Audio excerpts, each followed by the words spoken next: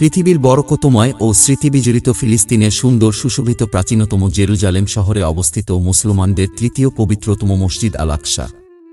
মুসলিম জাতির প্রথম কিবলা ও পৃথিবীর বুকে সব জাতিবর্ণের মুসলমানদের প্রাণস্পন্দন। অন্যদের মাধ্যমে দখল করা যে কোনো মুসলিম ভূখণ্ড উদ্ধার করা সমগ্র মুসলমানের দায়িত্ব। তবে ইসলামের প্রথম কিবলার দেশ ফিলিস্তিনের বিষয়টি অন্য সবগুলোর চেয়েও ভিন্ন এবং গুরুত্বপূর্ণ, আর জেরুজালেমের এই স্থানটিকেই নিজেদের পবিত্র স্থান হিসেবে দাবি করে আসছে ইহুদি এবং খ্রিস্টানরাও। সৌদি আরবের মক্কার মসজিদুল হারাম এবং মদিনার মসজিদে নববীর পরই মুসলমানদের কাছে পবিত্র স্থান জেরুজালেমের আল আকসা মসজিদ। খ্রিস্টপূর্ব 1004 সালে মসজিদটি পুনর্নির্মাণ করেন হযরত সুলাইমান আলাইহি ওয়াসাল্লাম। এরপর বিভিন্ন সময়ে এর সংস্কার করা হয়। 2টি বড় ও 10টি ছোট গম্বুজ বিশিষ্ট মসজিদটিতে প্রকাশ পেয়েছে নির্মাণশৈলীর এক মনোমুগ্ধকর প্রতিচ্ছবি। বিভিন্ন সময়ে মসজিদটি সংস্কারে ব্যবহার করা হয় মার্বেল, সোনাসহ নানা ধরনের মূল্যবান ধাতু ও পাথর। ঐতিহাসিকভাবেই আল আকসা মসজিদ মুসলমানদের পবিত্র স্থান। তারপরও এটিকে পবিত্র স্থান হিসেবে ঘোষণা দিয়েছে ইউনেস্কো। 1948 সালে ফিলিস্তিনি ভূমি অবৈধভাবে দখলের মাধ্যমে প্রতিষ্ঠিত হয় ইহুদি রাষ্ট্র ইসরায়েল। তারই ধারাবাহিকতায় 1947 সালে আরবদের সঙ্গে যুদ্ধে আল আকসা মসজিদ দখল করে নেয় দেশটি। এরপর থেকেই এটি নিয়ন্ত্রণ করে আসছে দখলদার ইসরায়েল। আরব ইসরায়েল যুদ্ধের পর আল আকসা পুরোপুরি বন্ধ থাকে। এমনকি 1969 সালে পবিত্র মসজিদটিতে অগ্নিসংযোগও করা হয়। এরপর নানা বিধিনিষেধ আর শর্তসাপেক্ষে সেখানে ইবাদতের সুযোগ পেতেন সাধারণ মুসল্লিরা। পরে আবারও বিভিন্ন অজুহাতে ইসরায়েলি বাহিনী আল আকসা মসজিদ ফিলিস্তিনিদের জন্য বন্ধ করে দেয়। 2003 সালে জেরুজালেমে অবৈধ বসতি স্থাপনকারী ইহুদিদের আল আকসায় প্রবেশের অনুমতি দেয় ইসরায়েল। সংকট আরও ঘনীভূত হয়। বিভিন্ন সময় ইহুদিরা মসজিদের অভ্যন্তরে প্রবেশ করে মুসল্লিদের ওপর হামলা চালায়। ইহুদিদের কাছে এই স্থানটি টেম্পল মাউন্ট হিসেবে পরিচিত। তাদের দাবি, এর নিচেই রয়েছে তাদের 2টি প্রাচীন মন্দির। অন্যদিকে খ্রিস্টানরাও আল আকসা মসজিদের স্থাপনাকে তাদের পবিত্র স্থান হিসেবে দাবি করে আসছে। মসজিদ আল আকসা সহ অসংখ্য নবী রাসূলের স্মৃতি বিজড়িত, যার চত্বরে আজও অসংখ্য নবী রাসূলের সমাধি বিদ্যমান। মসজিদে আকসার প্রতিষ্ঠার ইতিহাস অনেকেরই অজানা। বায়তুল মুকাদ্দাসের প্রতিষ্ঠা হয় মুসলিম জাতির পিতা হযরত ইব্রাহিম আলাইহি ওয়াসাল্লাম কর্তৃক পবিত্র কাবা নির্মাণের 40 বছর অতিক্রান্ত হওয়ার পর। তার নাতি বনি ইসরায়েলের প্রথম নবী হযরত ইয়াকুব আলাইহি ওয়াসাল্লাম ঐতিহাসিক প্রসিদ্ধ শহর জেরুজালেমে মসজিদ আল আকসা নির্মাণ করেন। অতঃপর হযরত সুলাইমান আলাইহি ওয়াসাল্লাম এ পবিত্র মসজিদ পুনর্নির্মাণ করেন। ইসলামের আগমনের পর প্রিয় নবী হযরত মুহাম্মদ সাল্লাল্লাহু আলাইহি ওয়াসাল্লাম এর ইন্তেকালের কয়েক বছর পর 638 খ্রিস্টাব্দে মুসলমানদের অধীনে আসে। ইসলামের প্রথম দিকে এ মসজিদটি কিছু দিনের জন্য মুসলমানদের কেবলা হিসেবে ব্যবহার করা হয়েছিল। 15 জুলাই 1099 সাল ইসলাম ও মুসলমানদের জন্য এক বেদনাদায়ক দিন। সেদিন অযোগ্য মুসলিম শাসকদের ছত্রছায়ায় খ্রিস্টান ক্রুসেডার বাহিনী সমগ্র সিরিয়া ও ফিলিস্তিন দখল করে। এরপরই ঘটতে থাকে হৃদয়বিদারক অসংখ্য ঘটনা, যা ইসলাম ও মুসলমানদের জন্য বড়ই বেদনাদায়ক।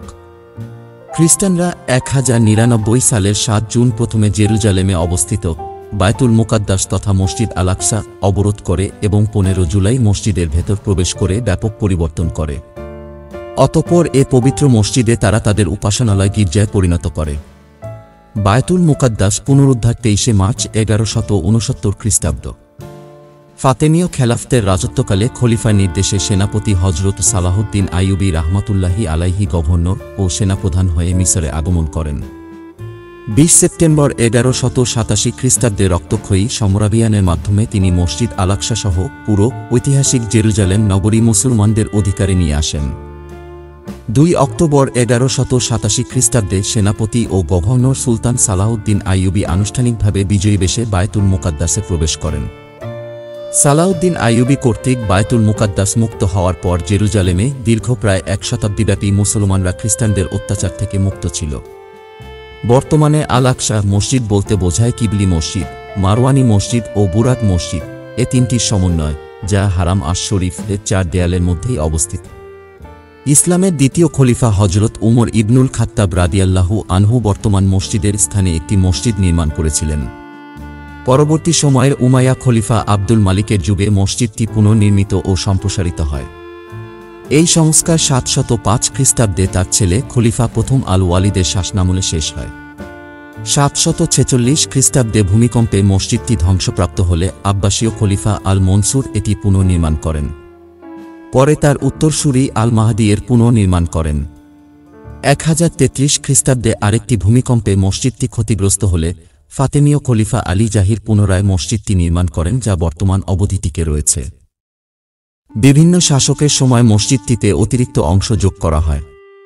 এর মধ্যে রয়েছে গম্বুজ, আমিনা, মিম্বর, মিহরাব, অভ্যন্তরীণ কাঠামো।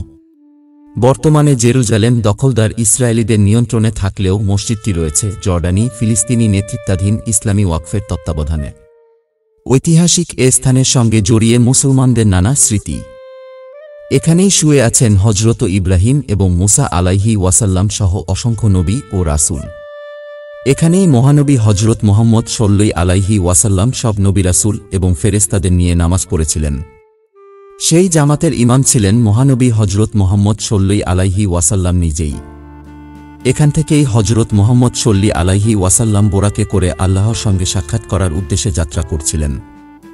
এই মসজিদ নির্মাণের সঙ্গে জড়িয়ে আছে হজরত আদম আলাইহি ওয়াসাল্লাম, হজরত সুলাইমান আলাইহি ওয়াসাল্লামের নাম।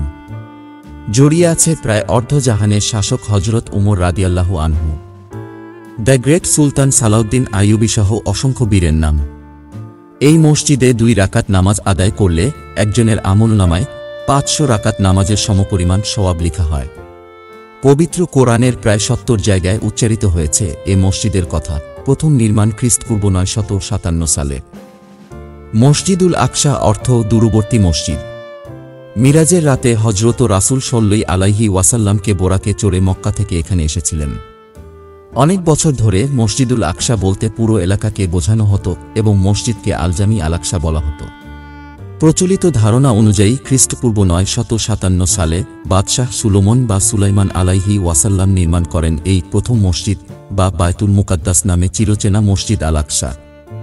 খ্রিস্টপূর্ব 586 সালে ব্যাবিলনীয়রা ধ্বংস করে দেয় মসজিদ কাঠামোটি।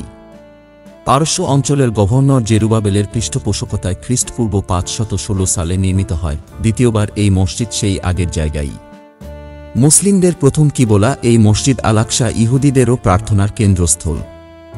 এই মসজিদ আল আকসার দিকে ফিরেই মুসলিমরা আগে নামাজ আদায় করতেন মদিনায় হিজরতের 17তম মাস পর্যন্ত। মুসলমানদের ধর্মীয় বিশ্বাস অনুযায়ী মসজিদ আল আকসার প্রথম নির্মাণের আগেই দাঁড়ানো অবস্থায় মৃত্যুবরণ করেন সুলাইমান আলাইহি ওয়াসাল্লাম। অন্যদিকে ইহুদিদের কিতাবগুলোতে এই আল আকসা নিয়ে প্রচুর বিবরণ রয়েছে। কিন্তু দুঃখের ব্যাপার 70 খ্রিস্টাব্দে রোমানরাও ধ্বংস করে দিয়েছিল এই আল আকসা। ইতিহাসের ঘাত প্রতিঘাতে বহুবার ক্ষতবিক্ষত হয়েছে এই অন্যতম পবিত্র স্থানটি। বর্তমানেও ঝড় বয়ে যাচ্ছে। ইতিহাসের হাজারো সাক্ষী এই মসজিদ আল আকসা।